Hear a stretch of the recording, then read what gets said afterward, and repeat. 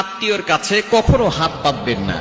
ভুলেও এই তিন ধরনের আত্মীয় স্বজন যারা আছে তাদের কাছে কখনো হাত পাতবেন না, তাহলে আপনার মান সম্মান নষ্ট হয়ে যাবে এবং আপনার ব্যক্তিত্ব নষ্ট হয়ে যাবে, আপনার মূল্য কমে যাবে।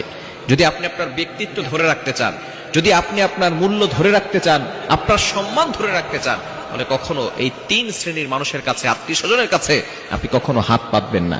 যদি আপনি কষ্টে পড়ে যান, বিপদে পড়ে যান, আল্লাহর কাছে চান।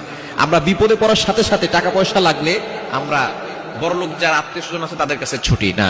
আপনি আল্লাহর কাছে আগে বলেন, প্রথমে ওযু করেন, 2 রাকাত নামাজ পড়ে আল্লাহর কাছে বলেন, আল্লাহ আমি তো বিপদে পড়ে গেছি, আল্লাহ তুমি তো আমার রব, রব থাকতে টেনশন কিসের? যখনই বিপদে পড়বেন মনে করবেন আপনার একজন রব আছেন, আপনার একজন প্রভু আছেন, আপনার একজন সৃষ্টিকর্তা আছেন, আপনার একজন আল্লাহ আছেন। তাহাজ্জুদের নামাজে 2 রাকাত নামাজ পড়ে সিজদায় পড়ে আল্লাহর কাছে কান্না করেন, ওই সময় আল্লাহ তাআলা প্রথম আসমানে এসে বান্দাদেরকে ডাকতে থাকেন। কিন্তু আমরা ওই সময় আল্লাহর কথা শুনি না, আমরা আল্লাহকে ডাকি না। আমরা